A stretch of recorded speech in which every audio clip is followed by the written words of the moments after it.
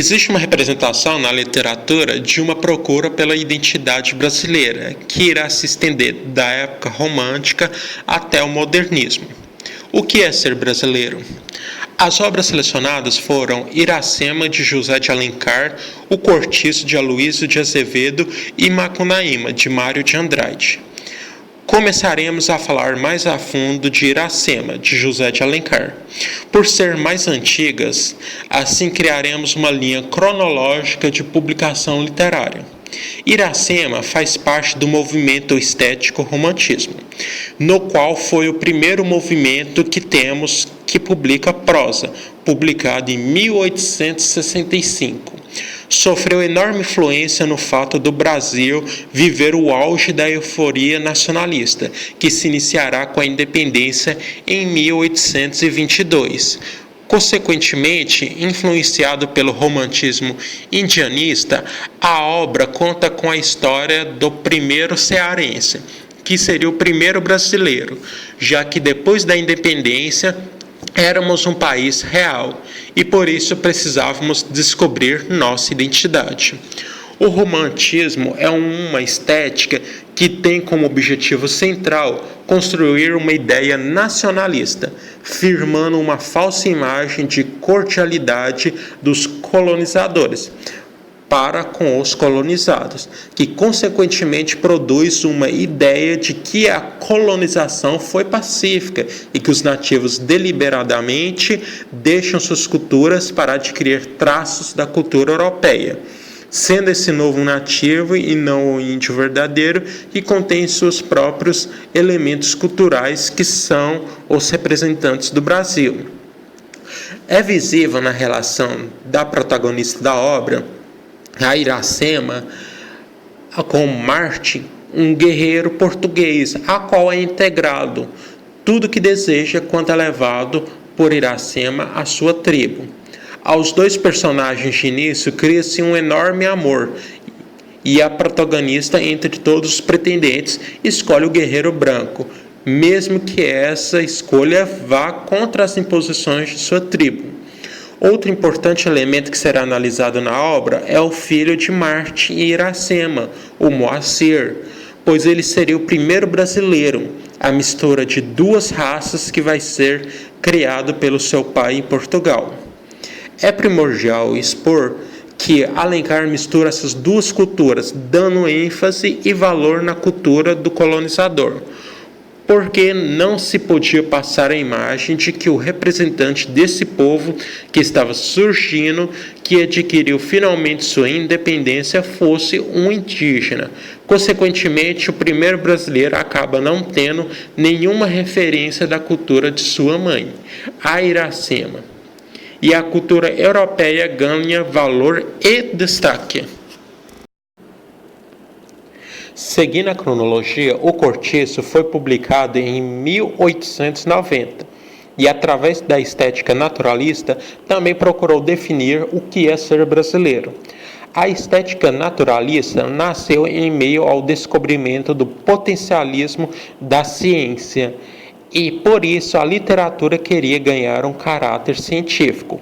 O autor naturalista Aloísio de Azevedo usa a multiplicidade de personagens existentes no romance para comprovar que, através de caracterizações genéticas e deterministas, o brasileiro teria apenas adjetivações negativas. As pessoas que moram no cortiço ganham projeções animalescas, pois são retirados delas a subjetividade, ou seja, são coisificadas.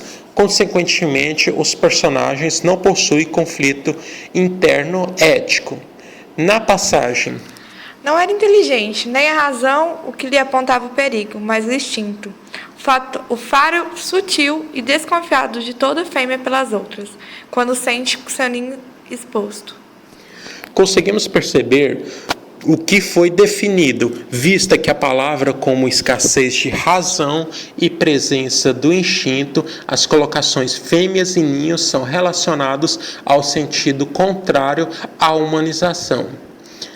Isso ocorre porque o naturalismo não se trata de questões sentimentais, como no romantismo, mas procura provar uma tese, a de que os brasileiros presentes no romance contêm características depreciativas.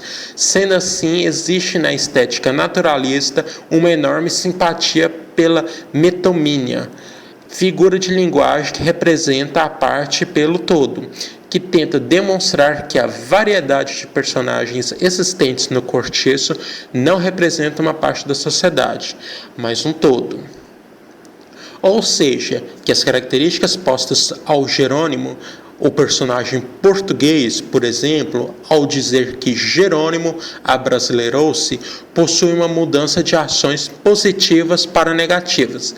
Deste modo, Jerônimo deixou de conter características como trabalhador e responsável, ocasionando o entendimento de que esses elementos são dos portugueses, e se transformou em uma pessoa que bebia em camaradagem com os companheiros e habituou-se, dentro em pouco, à embriaguez. Consequentemente, essas características, através de uma ideologia determinista, definiria todos os brasileiros, ou seja, o cortiço seria um pequeno Brasil. Vimos então mais um romance que tem como intuito de definir o que é o brasileiro, suas características, e essas características iriam definir todos como se o Brasil fosse uno, não tivesse especificidades próprias. O que não é verdade, é só olhar nosso idioma, por exemplo. Quantas variações encontramos no modo de falar do brasileiro? Vários.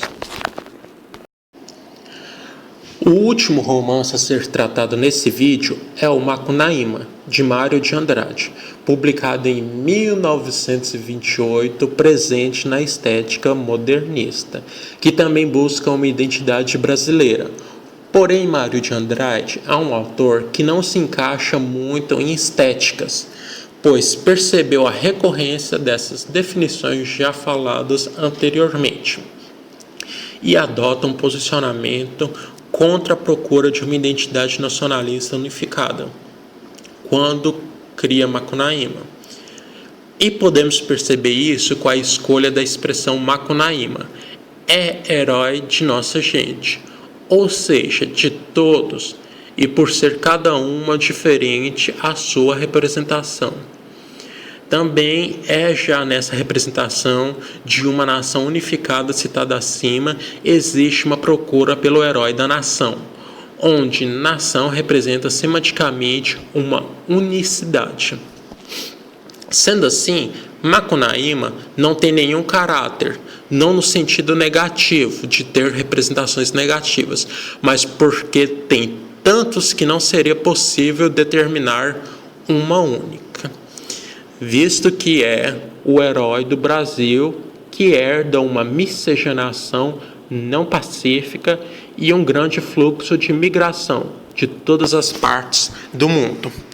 E para concretizar essa pluralidade, Mário de Andrade se apropria das linguagens regionalistas e mitológicas brasileiras, criando traços do surgimento de elementos próprios do país, como nessa passagem. No outro dia, quando Macunaíma foi visitar o túmulo do filho, viu que nascera do corpo uma plantinha. Trataram dela com muito cuidado e foi Guaraná. O nascimento do Guaraná, através do filho do protagonista, demonstra o surgimento de um símbolo brasileiro. Utilizando uma fala nativa, se difere do que acontece em Iracema. Por exemplo, o nativo tem seus traços próprios que representam signos do país, que não se submetem ao colonizador. Deste modo, até quando o herói tenta adquirir uma linguagem próxima do colonizador, realiza erros gramaticais. Um bem famoso no Brasil, a supercorreção. Nessa passagem, onde Macunaíma escreve uma carta para as Amazonas, que lembra a carta de Caminha, com um caráter conservador, ele diz: Mas não devemos desperdiçarmos vosso tempo fero, e muito menos conturbarmos vosso entendimento. Super corrigindo os vocábulos de Mário, demonstra com essa gramática oriunda do colonizador não representa a fala brasileira, como é exposto também em outra citação. Ora, sabereis que sua riqueza de expressão intelectual é tão prodigiosa que falam numa língua e escrevem noutra. Além disso, Macunaíma adquire várias características físicas plurais. Ora é branco, ora é negro, ora é indígena. A sua família também representa essa pluralidade. Mãe branca com irmão negro, ou seja, existe uma pluralidade étnica. O que demonstramos nesse vídeo é que existe uma procura por uma representação unificada do que é ser brasileiro, pautando em uma visão trazida pelos colonizadores, ou seja, pela cultura europeia. Porém, como tudo não são só coisas negativas, Mário de Andrade cria uma representação verídica do que é ser brasileiro, ou seja, é ter tantas identidades, culturas e linguagens diferentes que não se pode caracterizar.